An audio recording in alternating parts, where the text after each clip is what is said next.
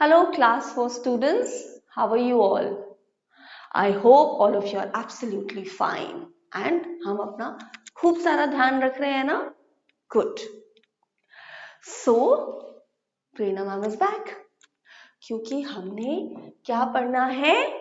EVS, Environmental Studies.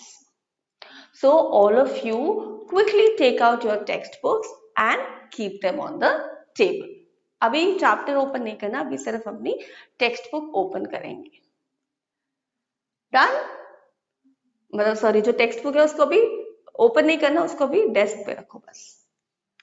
Done? Very good. So I hope कि आप सबको याद होगा कि हमने प्रीवियस क्लासेस में जो चैप्टर्स पढ़े थे, हमने ये जब चैप्टर्स पढ़े थे उस टाइम पर हमने ये भी अंडरस्टैंड किया था that why exactly do we study this subject. Environmental studies हम क्यों पढ़ते हैं? Because through this subject you get an understanding, you get knowledge about your own self and all that surrounds you. जो भी आपकी environment में है, जो भी आपके आसपास है, उसके बारे में भी आपको knowledge मिलती है through this subject, है ना? So हमने समझा था that जो हमारी surroundings की हम बात करते हैं उसमें जो elements होते हैं, so we have people around us, we have nature around us and we have non-living things around us. So people की जब हम बात करते हैं तो हम अंडरस्टैंड करते हैं फैमिली के बारे में. आपने प्रीवियस क्लासेस में पढ़ा, अभी भी पढ़ा है about family, what is a family, different types of families क्या होती है. देन अपने बारे में आपने पढ़ा है. So you learned in your previous classes about my self. आपको याद होगा चैप्टर है आपकी टेक्स्ट बुक्स में, जो आपकी प्रीवियस क्लासेस हैं उसमें ये चैप्टर था. Then my body, parts of a body. So आपने अपने बारे में अंडरस्टैंडिंग ली है थ्रू दीज चैप्टर्स. देन हम बात करते हैं नेचर के एलिमेंट्स की, जहां पर हम बात करते हैं मेजरली प्लांट्स एंड एनिमल्स की. सो उनके बारे में भी हम पढ़ेंगे इन योर टेक्स्ट बुक. अब हम आते हैं नॉन लिविंग थिंग्स पे. सो जब हम नॉन लिविंग थिंग्स की बात करते हैं,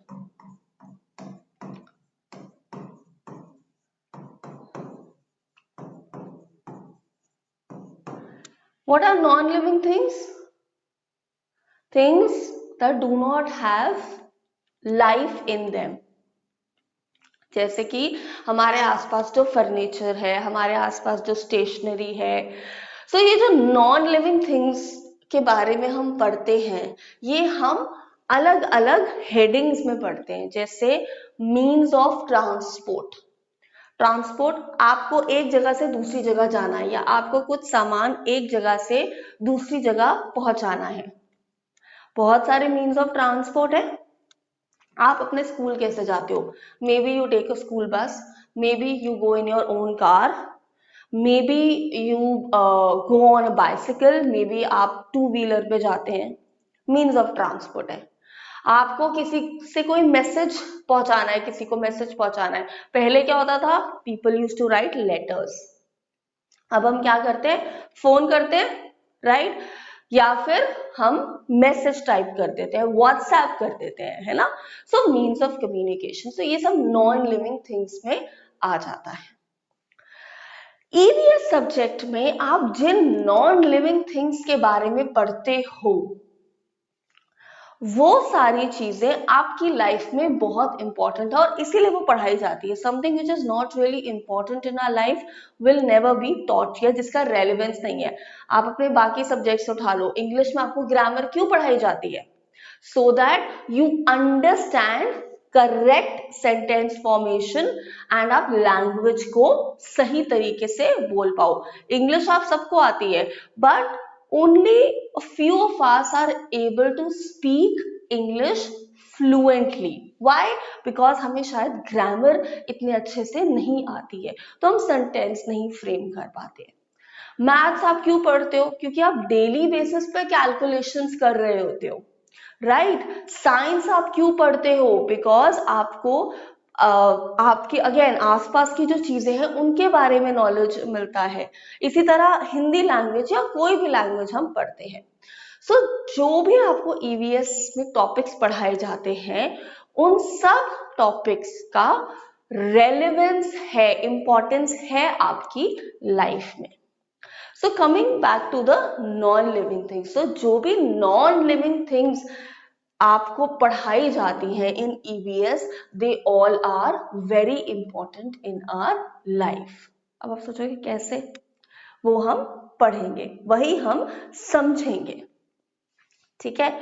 सो now I want all of you to open your textbook. सबको पता है हमारी टेक्स्ट बुक का नाम क्या है?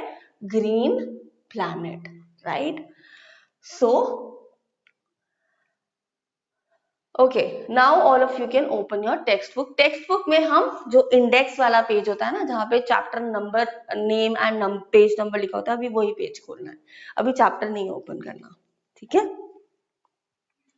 डन? वेरी गुड, ठीक है।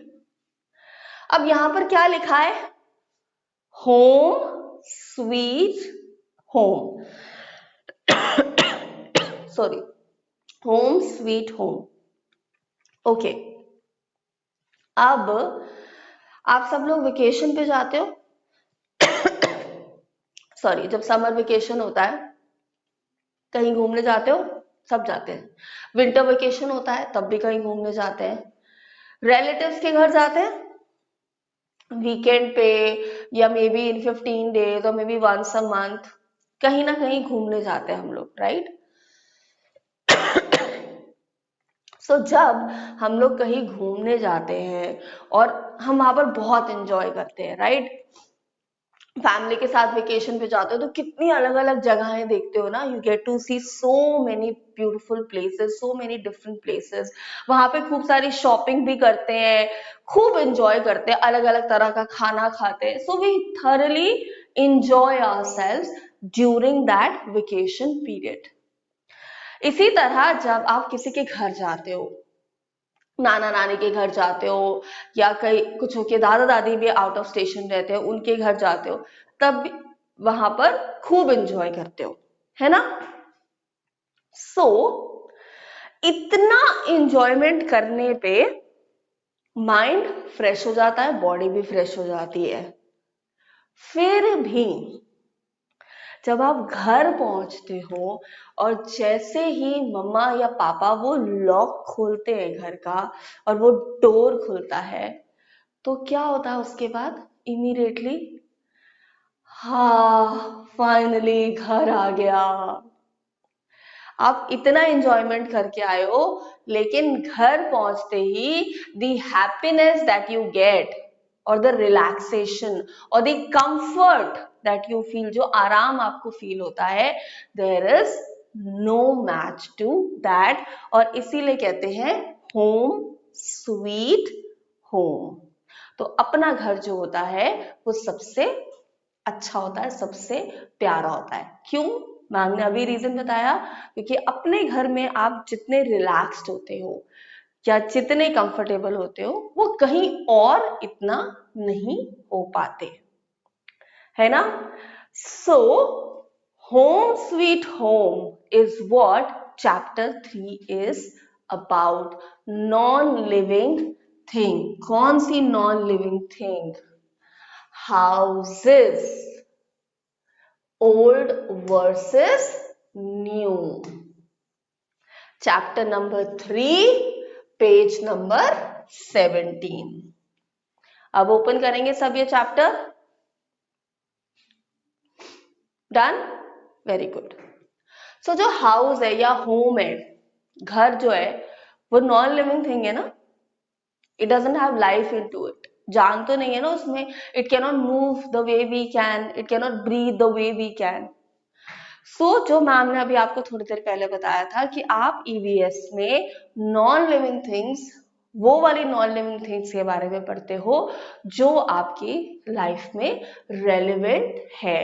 And the first non living thing that we are going to study in your EVS books is houses.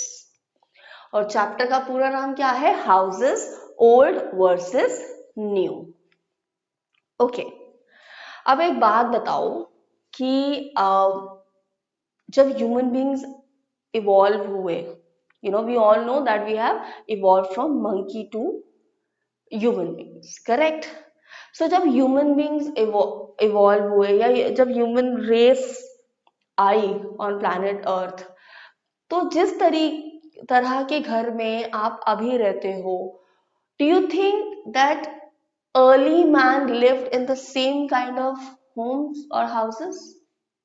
No, they lived in caves, गुफा में रहते थे, क्योंकि तब शायद उनको घर का जो कॉन्सेप्ट था इन टर्म्स ऑफ कि you have to gather a lot of material, bricks होता है, सीमेंट होता है, बहुत सारा मटेरियल इकट्ठा करके आप एक बिल्डिंग स्टैंड कर सकते हो. Probably the early man was not aware of this concept. लेकिन जैसे जैसे डेवलपमेंट्स हुई, एवोल्यूशन हुई, वैसे वैसे हमने समझा कि जो घर है वो कैसे बनाया जाता है. एक स्ट्रॉन्ग घर जो है, यहाँ पर हम स्ट्रॉन्ग घर की जब बात कर रहे हैं तो हम बात कर रहे हैं फिजिकल स्ट्रक्चर की, कि आपका जो घर है वो फर्मली स्टैंड हो, उसके बारे में बात कर रहे हैं. सो जैसे जैसे एवोल्यूशन हुई वैसे वैसे इंसान ने समझा कि एक स्ट्रॉन्ग हाउस जो है उसको कैसे बिल्ट अप करना होता है. So in this chapter we are going to study about the kind of houses that exist previously and the kind of houses that exist in today's world. उन पे एक comparison समझेंगे हम. Okay? So let us start reading this chapter. So एक छोटी सी activity दी गई है, यहाँ पर लिखा है look at these pictures, write who these people are and what they are doing. So this is a cobbler, this is a mason and this is an electrician. हम सबको पता है कि ये क्या जॉब करते हैं. Cobbler, cobbler, mend my shoes. Remember this poem?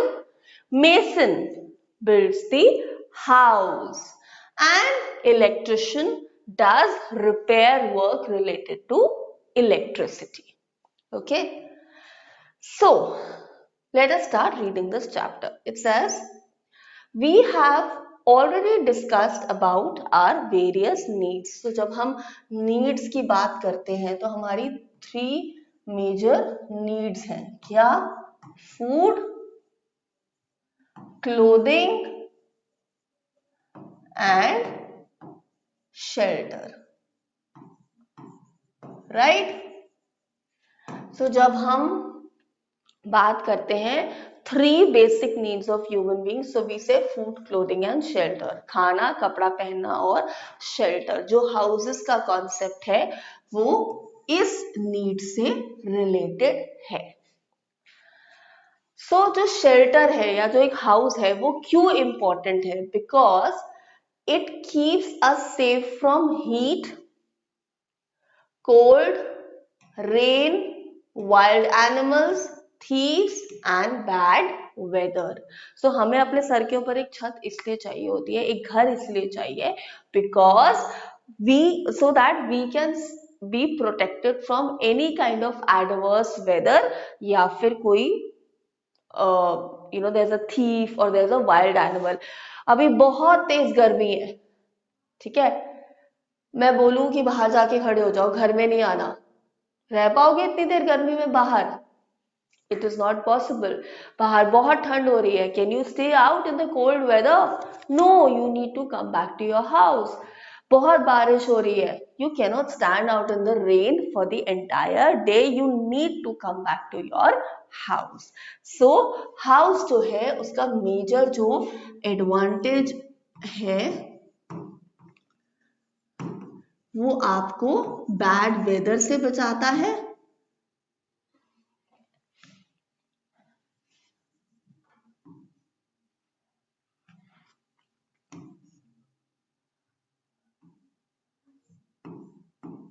protection from bad weather,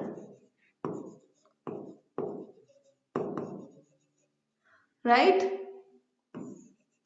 Wild animals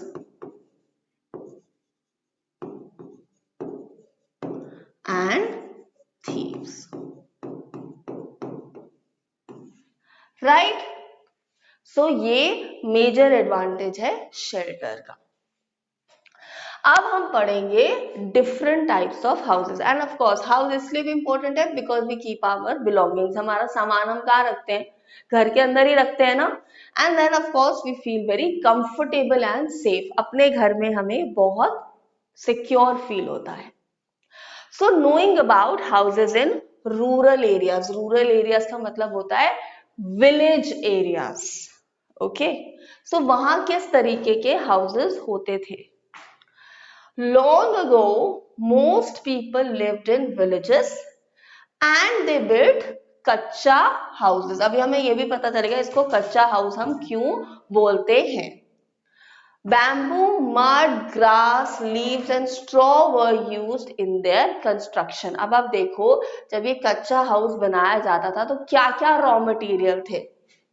Bamboo, mud, grass, leaves and straw. तो कितना हल्का मटेरियल है ना। मान लो बहुत तेज हवा आई तो लीव्स का क्या होगा? स्टॉर्म आया तो लीव्स तो उड़ जाएंगी। जो मड है, बहुत तेज बारिश हुई, इट माइट ड्रेन आउट। सो इसीलिए इनको कच्चा हाउसेस बोला जाता है क्योंकि ये स्ट्रॉन्ग नहीं होते इन terms of the material that is used for their construction. The floors were smeared with a mixture of cow dung and mud. Villagers used mud to build walls of their houses. Straw and leaves of trees like palm and coconut. Palm and coconut leaves की use की जाती है because these are long leaves and these are also broad. They were placed on the frame and old gunny bags were put in place of these leaves. This was covered with mud to make the roof, and kacha houses of course were not very strong and lasted only for a few years. ये photograph दिख रही है ना सबको? ये देखो ये कच्चा हाउस है। अब जैसे ही बहुत तूफान आ जाए ना, बहुत तेज हवा चल जाए तो इसकी जो रूफ है ये उड़ जाएगी कहीं पर। तो रूफ उड़ जाएगी तो क्या हो गया? अब तूफान के साथ बारिश भी आ गई तो घर में सारा पानी आ जाएगा ना। Can you stay wet in the house? No. So इस तरीके के हाउसेस मोस्टली विलेज एरिया में होते थे। कुछ विलेज एरियाज में आज भी या कुछ विलेजेस में आज भी इसी तरह के घर बनाए जाते हैं। And of course villagers needed to coat the walls every week, हर हफ्ते, और मड से स्ट्रॉन्ग करने पड़ते थे वॉल्स को। ये तो बात हुई रूरल एरियाज की। अब हम बात करते हैं अर्बन एरियाज। अर्बन एरिया से हमारा मतलब होता है सिटीज, टाउन्स, ओके। शहर जिसको आप कहते हो, विलेजेस गांव, और अर्बन एरिया क्या होता है? शहर। So with the passage of time, most of the people shifted in towns and cities. Passage of time मतलब जैसे जैसे टाइम बीतता गया तो लोग जो थे वो गांव से उठकर शहर में आने लग गए। क्यों आने लग गए? बिकॉज शहर में बेटर जॉब अपॉर्चुनिटीज होती हैं, ज्यादा इनकम होती है, इसलिए लोग विलेजेस से टाउन्स में आना शुरू हो गए। Now they began to reside in permanent houses called पक्का houses. विलेज एरिया में कच्चा हाउसेस, अर्बन एरियाज में पक्का हाउसेस। अब हम पढ़ते हैं कि जो पक्का हाउस है उसको बनाने में क्या मटेरियल यूज होता है। ब्रिक्स, सबको पता है ब्रिक क्या होता है? ईंट जो होती है। Cement, tiles, marbles, iron and glass are used in their construction, okay. So इसीलिए इनको पक्का हाउसेस कहा जाता है, क्योंकि जो इनमें मटेरियल यूज किया जाता है उससे घर स्ट्रॉन्ग होता है, मतलब जो स्ट्रक्चर होता है घर का वो और स्ट्रॉन्ग होता है। एक तरफ मिट्टी है, एक तरफ ब्रिक है, क्या ज्यादा स्ट्रॉन्ग है? ऑब्वियसली ब्रिक ज्यादा स्ट्रॉन्ग है। They are strong and last for a long time. Each house has all modern facilities. Then there is a washroom, there is a bathroom inside the house. Pipes are put in the kitchen and toilet to take away the waste. एक proper drainage system होता है। घर में जो भी waste है, bathroom का waste है या किचन का वेस्ट है, वो एक पाइप होती है कनेक्टेड, जिससे वो सारा नीचे ग्राउंड में ड्रेन में जाता है या आपके घर से बाहर जाता है। एंड ऑफ कोर्स जो पक्का हाउसेस होते हैं दे आर वेल वेंटिलेटेड, हवादार घर होते हैं ना, जैसे कि आपको घर में बैठ के सफोकेशन नहीं फील होगी, हर तरह से हवा आती है, because there are number of doors and windows. But disadvantage भी एक हो जाता है कई बारी कि एक्सपेंसिव भी बहुत होते हैं पक्का हाउसेस, क्योंकि उसमें जो मटेरियल यूज होता है उसकी वजह से उसकी वैल्यू बढ़ जाती है। Now let's talk about multi storeyed buildings. ये मल्टी स्टोरी बिल्डिंग्स जो है ये एक बहुत इमर्जिंग ट्रेंड है। अगर आप देखोगे टाउन्स एंड सिटीज में, एक फ्लैट के ऊपर ऊपर ऊपर आप देखोगे 20 फ्लैट्स आर देयर, बट वो 20 नहीं होते उस फ्लोर पे। एक फ्लोर के ऊपर इतने 20 फ्लोर्स होंगे और एक फ्लोर पे at least 4 houses will be there, मतलब टोटल 80 हाउसेस एक के ऊपर एक। ओके, बट ये मल्टी स्टोरी बिल्डिंग्स क्यों बनाई जाती हैं? क्यों नहीं सब अपना अलग अलग घर बना लेते? Because there is a huge lack of land. जमीन इतनी नहीं है ना टाउन एंड सिटीज में। विलेज में तो बहुत खुले खुले एरियाज होते हैं, बट टाउन या सिटीज में ऐसा नहीं है। So multi storey buildings are designed to utilise small spaces. They are tall buildings. You can see these tall buildings, right? ये देखो tall buildings with many floors. ये देख रहे हो कितने सारे फ्लोर्स हैं? And each floor has many flat. जैसे कि मैम ने बताया एक फ्लोर पे अराउंड 4 फ्लैट्स होते हैं। And then there are modern facilities. ये जिस कॉम्प्लेक्स में जिस एरिया में ये बने होते हैं ना, वहां पे बहुत फैसिलिटीज होती है। शॉपिंग सेंटर होता है, एक छोटा सा कम्युनिटी हॉल भी होता है, पार्क भी होता है। तो ये basic facilities with in that society होती है। तो कई बार लोगों को बाहर से कहीं जाना ही नहीं पड़ता कुछ सामान के लिए, सब कुछ within that area, within that society ही मिल जाता है। Houses in such building have reserved parking places and of course there is good security system. आपने देखा होगा आपके जो भी ऐसे कोई रिलेटिव हो जिनके पास आप जाओ, जो सोसाइटीज में रहते हैं जहाँ पर ये मल्टी स्टोरीड बिल्डिंग्स है, वहां पर आप देखोगे मोस्टली अगर आप उनके घर जाओ तो आपको जो सिक्योरिटी गार्ड होंगे वो बोलेंगे आप अपनी गाड़ी बाहर पार्क कर लो। क्यों? क्योंकि पार्किंग स्पेस जो है वो लिमिटेड है और रिजर्व्ड है। तो अगर कोई एक्स्ट्रा गाड़ी आ जाएगी that can create a problem. Now we talk about residential buildings. A colony. तो अभी हमने पढ़ा कच्चा हाउसेस, पक्का हाउसेस। पक्का हाउसेस में हम क्या क्या पढ़ रहे हैं?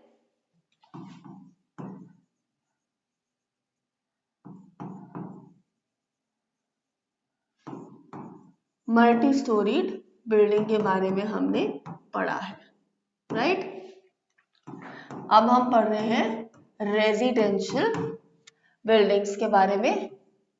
Then bungalows and bungalows and villas, sorry,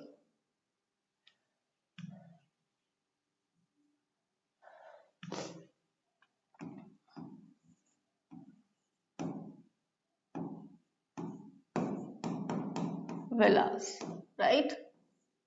Okay, so जो कॉलोनी है it refers to a particular zone, a particular area where many houses are built together, and the houses in the colony are covered by a common boundary wall. They have 2 or 3 stories. Stories का मतलब यहाँ पर वो कहानियां नहीं है, story मतलब floor की बात हो रही है. Okay, people prefer to stay in these colonies because they feel safe and comforted.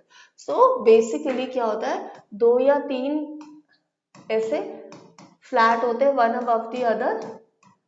Okay, और एक ऐसे डिमार्केटेड एक पर्टिकुलर एरिया होता है. Again these are also pucca houses. Now we talk about bungalows and villas, जिसको हम बोलते हैं ना बहुत बड़ा सा घर. Right, bungalows and villas are also known as pakka houses. A bungalow contains many rooms. Then there is a lawn, आप देख सकते हो एक park type है. Then these are also very strong and they last for many years. People with good economic conditions, people who have very high income, they generally live in bungalows and villas. So ये तो बात हो गई पक्का houses की अलग अलग types की. अब हम एक और टाइप ऑफ हाउस की बात कर रहे हैं जो है दीज काइंड ऑफ हाउसेस, जो आपको कहाँ मिलते हैं, स्लम्स में. आपने देखा होगा आपके शहर में भी there are certain slums. Slums means areas which are very ill maintained, जहां पर ड्रेनेज सिस्टम अच्छा नहीं है, हाउसेस जो है वो बड़े बहुत पुअरली कंस्ट्रक्टेड है. लुक एट दिस इमेज, अपनी बुक में इस इमेज को ध्यान से देखो and you will realize that yes, these kind of houses also exist. but ये houses में कौन रहता है? There are many poor people who come to cities in search of jobs. Construction laborers, rickshaw pullers, ये सब, या factory workers, again they come from small towns to big cities in search of better job opportunities, and they are the one who generally live in slums. Why? क्यों नहीं रह लेते bungalow में, villa में, multi storey building में? Because they can not afford to buy और build houses for themselves, so they make कच्चा houses. so जो स्लम में houses होते हैं ये भी एक तरीके से कच्चा houses ही होते हैं. ये कैसे बनते हैं? with cheap and readily available material like plastic and tin sheets. You will be amazed to know बेटा कि यहाँ पे कई लोग जो होते हैं जो बहुत लो क्वालिटी की ब्रिक्स आती हैं उनसे ही अपना घर बनाते हैं. और जो रूफ होता है ना, घर का जो छत होता है, अपनी बुक में देखो ये इमेज, इसमें आप देख रहे हैं ये ब्लू कलर, ये ब्राउनिश कलर, ग्रे कलर, ये टिन शीट्स होती हैं. ये इतना हल्का मटेरियल होता है बेटा कि जब बहुत तेज हवा चलती है तो ये मटेरियल उड़ जाता है, ये टिन शीट उड़ जाती है. सो इसीलिए इनको भी कच्चा हाउसेस ही एक तरीके से कहा जाता है. बिकॉज और चीप एंड रेडीली मटेरियल, ऐसा मटेरियल, वेस्ट लकड़ी पड़ी है उससे घर बना लेंगे. And they generally what they do is, window है, अब विंडो तो बना ली, एरिया तो बना लिया, अब उसके लिए प्रॉपर ग्लास नहीं है तो वो प्लास्टिक शीट से उसको कवर कर देते हैं. Imagine. So that is why these are called kacha houses, because again the material built in their construction is not very strong, and these houses in slums are generally unauthorised. और इनमें सबसे ज्यादा disadvantage ये होता है इन घरों में कि यहाँ पे बेसिक फैसिलिटीज, इलेक्ट्रिसिटी, सैनिटेशन, ये बेसिक फैसिलिटी है, वाटर सप्लाई, ये इन घरों में होती ही नहीं है. आई एम श्योर आपने मूवीज में भी देखा होगा कि जो लोग इन स्लम एरियाज में रहते हैं they have to travel a lot to fetch water, या उनके उधर एक वाटर टैंकर आता है जिसमें सब लोग लाइन में, एक लंबी सी लाइन लग जाती है, and then people are standing with a number of buckets in their hands so that they can fill the water for the entire day. एक दिन घर में पानी नहीं आता तो कितनी दिक्कत हो जाती है ना. Imagine these people struggle for it every day. Okay. So this was all about कच्चा houses and पक्का houses. And अगर आपको इनमें डिफरेंस और अच्छे से रिवाइज करना है तो आप कुछ पैरामीटर्स कर सकते हो. लाइक पैरामीटर्स मतलब फर्स्ट इज area. So कच्चा हाउसेस एंड पक्का हाउसेस. सो अगर हम एरिया की बात करते हैं तो कच्चा हाउसेस कौन से एरिया में होता है? विलेज एरियाज में. And pucca houses urban areas में, है ना. Then material used. इसमें क्या होता है? लीव्स, मड, टिन शीट्स, इस तरीके का मटेरियल यूज होता है. इसमें क्या होता है? ब्रिक, सीमेंट, आयरन, मार्बल, इस तरीके का मटेरियल. थर्ड पैरामीटर आप कॉस्ट की बात कर सकते हो. दीज आर वेरी इकोनॉमिकल, बड़े सस्ते में बन जाता है घर. And these are very expensive. And last parameter you can talk about facilities, है ना. डोंट वरी, जब हम क्वेश्चन आंसर करेंगे तो हम फिर से रिवाइज करेंगे. इन घर में कोई फैसिलिटी नहीं होती और पक्का हाउसेस में सारी फैसिलिटीज होती है. तो ये 4 मेजर पैरामीटर्स पे आप डिफरेंशिएट कर सकते हो बिटवीन कच्चा हाउसेस एंड पक्का हाउसेस. समझ आया? सडनली बड़ा ब्लेस्ड फील नहीं हो रहा कि हम बहुत अच्छे घर में रहते हैं, पर हम घर का क्या करते हैं? अब ये फोटो देखो. अभी सच सच बताना कि आप में से कितने ऐसे हैं जिनका रूम अभी ऐसे पड़ा है. इस रूम की हालत देखो, सब सामान स्कैटर्ड है ना. अब इस रूम को हमने थोड़ा ऑर्गेनाइज कर दिया. कितना अच्छा लग रहा है ना.